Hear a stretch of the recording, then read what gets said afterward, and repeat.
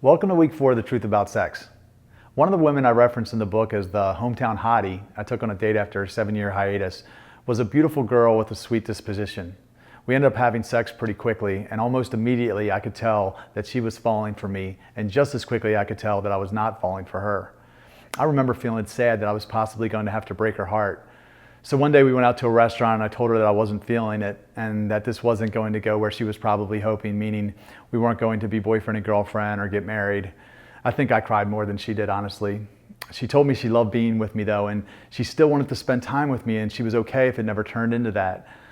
So for the next 2 years, we continued to spend time together without labeling it anything.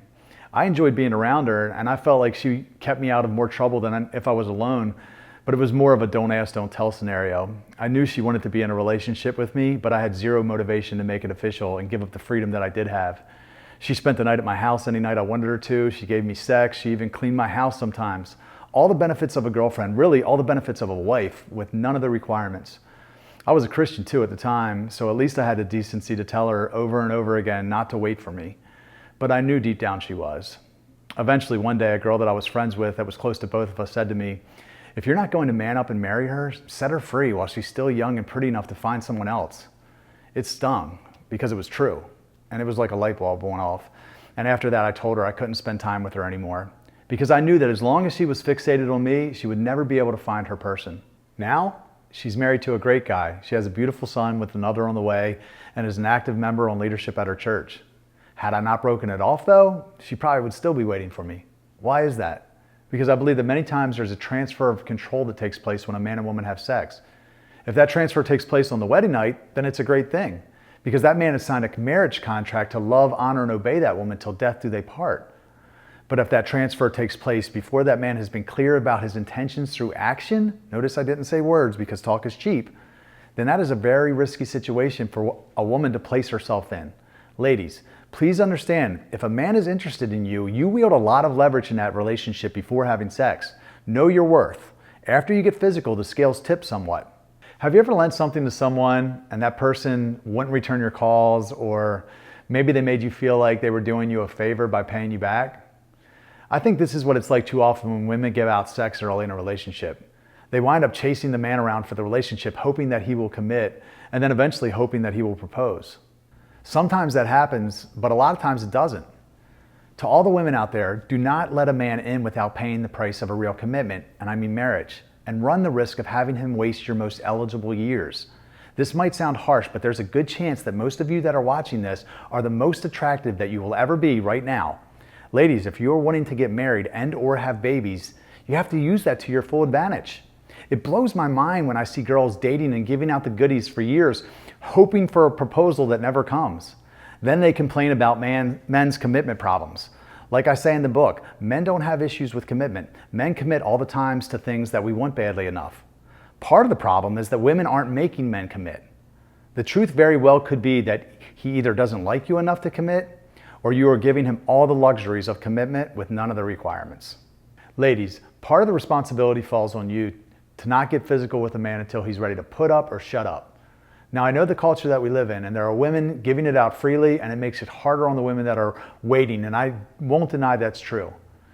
But as I've stated before, when I encounter a woman that has a strong stance on sex and is waiting, I lean in. It intrigues me because of where I am in my life right now and the man I am today. Before, it would have repelled me because I was only looking for sex. Nothing weeds out a joker faster than not having sex with him.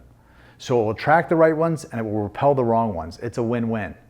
You may have to be single a little longer, but this will attract Mr. Right faster. Don't settle for Mr. Right now like so many other women. Now to the men watching. I know some of you watching this are having a hard time getting your mind around this concept. And I understand how hard this is for you to do. If anyone understands it, I do, trust me. I too was that guy that was willing to take sex if it was being offered freely, because I felt like if I was being honest with the women, then why not? But it always resulted in hurt feelings and broken relationships somewhere down the road. Part of my formula for making big changes in my life has been volunteering. I love the feeling of pride I have after serving someone and knowing I made a difference. I think we all have it hardwired in us to want to help others and give back.